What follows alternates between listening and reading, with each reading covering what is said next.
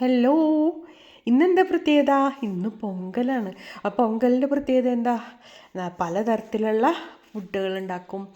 അത് ഭയങ്കര സ്വീറ്റായിട്ടുള്ളതാണ്. അധികവും സ്വീറ്റായിരിക്കും നമ്മൾ ഉണ്ടാക്കട്ടോ. അപ്പോൾ ഇന്ന് ഇവിടെ എന്താ പ്രത്യേകത എന്ന് വെച്ചാൽ, ഒരുപാട് വീട്ടുകളിലൊക്കെ നമ്മളിങ്ങനെ റോട്ടിൽ കൂടെ ഒക്കെ പോകുമ്പോൾ രണ്ട് സൈഡിലും ഇങ്ങനെ ചാണം വീഴുന്നുണ്ടാവും, കുമ്മായം പൂശുന്നുണ്ടാവും, പെയിൻ്റ് അടിക്കുന്നുണ്ടാവും. അങ്ങനെ എല്ലാവരും തിരക്കിലാണ്. വൈകുന്നേരം ഇന്നലെ എല്ലാവരും പണിക്ക് ജോലിക്കൊക്കെ പോയി വന്നിട്ട് ഇതൊക്കെ ചെയ്യുന്ന തിരക്ക്. ഒരു 10 മണി 11 മണി നേരത്തൊക്കെ ഇതായിരുന്നു ഇവിടെ പരിപാടി മുഴുവനും.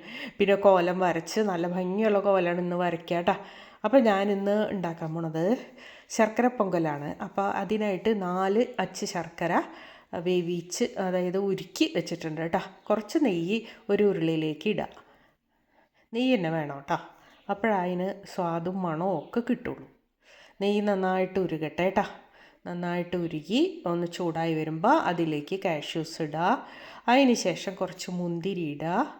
മുന്തിരി ഇട്ട് കഴിഞ്ഞ് അതൊന്ന് നന്നായിട്ടൊന്ന് ഫ്രൈ ആയി വരുമ്പോൾ കുറച്ച് നേരം തീ അധികം കൂട്ടിയിട്ട് പെട്ടെന്ന് കളർ മാറും. ഇപ്പോൾ വളരെ എളുപ്പത്തിൽ ചെയ്യുന്ന കാര്യമാണ് ഞാൻ ചെയ്യുന്നത്. ഇപ്പോൾ ഇന്ന് പൊന്നിയരി ആണ്. അപ്പോൾ പൊന്നിയരി വെക്കുമ്പോഴാണ് ഇത് ഈസി ആയിട്ട് നമുക്ക് ചെയ്യാൻ പറ്റുക. അതല്ലെങ്കിൽ പച്ചരി വേവിച്ച് എടുത്ത് വെക്കണം. നമ്മൾ പായസത്തിന് ഉണക്കല്ലരി ഉണ്ടാവില്ലേ, ഉണക്കല്ലരിയാണ് ഏറ്റവും നല്ലത് ഇതിന്. പച്ചരിയാണ് ഇവിടെയൊക്കെ ചെയ്യുന്നത്. അപ്പോൾ പൊന്നി റൈസ് വെച്ചിട്ടാണ് ഞാനിന്ന് ചെയ്യുന്നത്. അപ്പോൾ 2 കപ്പ് പൊന്നി റൈസാണ് വേവിച്ച് വെച്ചിട്ടുള്ളത് കേട്ടോ. അപ്പോൾ അത് വേവിച്ച് മാറ്റി വെച്ചിട്ടുണ്ട്. ഇനി കുറച്ച് നാളികേരം ചെരുകിയത് ഒരു 1/2 കപ്പ് ചേർത്ത് കൊടുക്കുക. അപ്പോൾ 2 കപ്പ് അരിയാണ് നമ്മൾ ചെയ്യുന്നത്. 2 കപ്പ് റൈസ്, അരിയല്ല, 2 കപ്പ് റൈസ്, വേവിച്ച റൈസ് കേട്ടോ.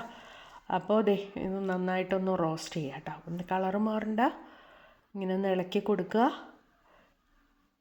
ഇപ്പോൾ ദേ ആയി പാകമായിട്ടുണ്ട്. ഇനി അധികം ഇളക്കണ്ട. ഇനി വേണ്ടത് ശർക്കര നമ്മൾ ഉരുക്കി വെച്ചിട്ടുണ്ട് അവിടെ അല്ലേ, അതങ്ങോട്ട് ഇതിലേക്ക് ഒഴിച്ചു കൊടുക്കുക.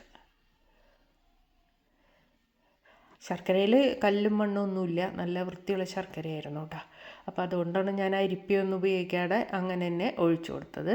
ഇനി നന്നായിട്ട് തിളച്ച് അത് നന്നായിട്ടൊന്നൊരു സ്റ്റിഫി ആവണ്ട, അതിൽ ലേശം മുന്നായിട്ട് നമുക്ക് വേവിച്ച് വെച്ച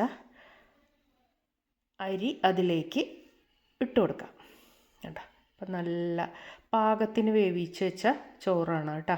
അപ്പം ഞാനിവിടെ നമ്മൾക്ക് കഴിക്കാനായിട്ട് ഉണ്ടാക്കിയ ചോറിൽ നിന്നാണ് ഞാനെടുത്ത് ഇത് ചെയ്തിട്ടുള്ളത് കേട്ടോ. അപ്പം നിങ്ങൾക്ക് അങ്ങനെ ചെയ്യാം. പെട്ടെന്ന് ഇങ്ങനെ ഒരു സ്വീറ്റ് തയ്യാറാക്കണമെങ്കിൽ അങ്ങനെ ചെയ്യാം കേട്ടോ. ഒരു നുള്ളു ഉപ്പിടുക. അതൊന്ന് ശർക്കരയുടെ മധുരം ഒന്ന് ബാലൻസ് ചെയ്യാൻ വേണ്ടി കുറച്ച് ഏലക്കായ പൊടിച്ച് അതിലേക്ക് ചേർക്കുക. എന്നിട്ട് ഒന്ന് ഇളക്കി കൊടുക്കുക. എന്ത് പെട്ടെന്ന് കഴിഞ്ഞു നോക്കിയേ, കഴിഞ്ഞില്ലേ പരിപാടി. ഇനി ഒന്ന് വറ്റി വരിക വേണ്ട. അപ്പോൾ റൈസിൻ്റെ കൂടെ അതങ്ങോട്ട് ചേർന്ന് പോകും. ശർക്കര അങ്ങോട്ട് പിടിക്കണം കേട്ടോ. കളർ മാറിയതുണ്ടോ, ആ പിടിക്കുമ്പോഴാണ് അതിന് ടേസ്റ്റ് കൂടുതൽ കിട്ടുക കേട്ടോ. നല്ല ഒരു പൊങ്കലാണ് നമ്മൾ തയ്യാറാക്കിയിട്ടുള്ളത്. ഇനി കുറച്ച് നേരം ഒരു വാഴ വെച്ചിട്ടൊന്ന് മൂടി വെച്ചാൽ ഇത് നല്ല തിക്കാവും. നല്ല തിക്കായിട്ട് നമ്മളൊരു പാത്രത്തിലേക്ക് ഇട്ട് കഴിഞ്ഞാൽ കറക്റ്റ് നല്ല പാകമാണ് കേട്ടോ. അപ്പോൾ നല്ല ഫ്ലേവറാണ്. ശർക്കരയുടെയും ഏലക്കായുടെയും നെയ്യിൻ്റെയും ഒക്കെ നല്ല മണമാണ് കേട്ടോ. അപ്പോൾ ഇല വെച്ചൊന്ന് മൂടി അത് കുറച്ച് നേരം കഴിഞ്ഞിട്ട് നമ്മൾ തുറന്ന് നോക്കുമ്പോൾ ഇങ്ങനെയാണ് കിട്ടുക. അപ്പോൾ അതിൽ നിന്ന് ഒരു ഇത്തിരി എടുത്തിട്ട് കഴിക്കാമെന്ന് വെച്ചാൽ നല്ല ചൂടല്ലേ, കഴിക്കാൻ എങ്ങനെ പറ്റുക? ഉരുളിയിലിരിക്കുമ്പോൾ ചൂടാറില്ലേ വേഗം. അപ്പോൾ അങ്ങനെ പൊങ്കൽ എന്ന് പറയുന്നത് വിശേഷപ്പെട്ടതാണ്. മാട്ടുപൊങ്കലുണ്ട്, അങ്ങനെ കുറേ കാര്യങ്ങളുണ്ട്. അപ്പോൾ വിശേഷങ്ങളാണ് തമിഴ്നാട്ടിലെ മുഴുവനും. അപ്പോൾ നിങ്ങളെല്ലാവരും ഇത് കാണാം കേട്ടോ. അപ്പോൾ ഇതുപോലെ ഒന്ന് തയ്യാറാക്കി നോക്കുക. എളുപ്പത്തിൽ തയ്യാറാക്കുന്ന കാര്യമല്ലേ, അധികം സമയമൊന്നും വേണ്ട. അപ്പോൾ എല്ലാവർക്കും അത് പറ്റും കേട്ടോ. Okay, by.